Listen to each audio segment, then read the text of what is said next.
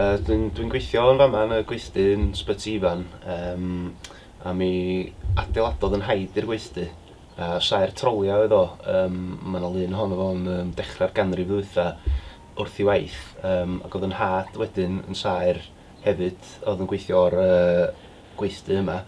Felly mae'n beth rhaid ar bod fi wedi dod yma i wneud yr un peth, a dwi'n trio cadw I fynd efo tools traddodiadol, fel o'ch chi, mae gennau dipyn o moulding planes, a dwi'n trio gwneud bob dim efo llaw hefyd, sydd ddim yn beth arferol iawn dyddi yma ella.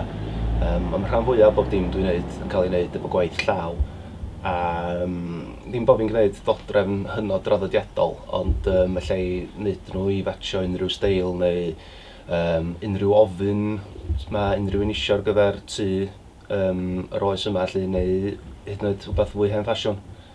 Enw I di Rhodri Owen, dwi'n byw yn Brech Melyn, ond mae'n weithdy yn fama yn Ysbytu Ifan, top Nant Conwy. Gweithdy Saer di wrth gwrs, a dwi rhedeg cwmni Dodrefn Calon Gron. Dwi'n creu dodrefn o bob Mae'n a bob galw.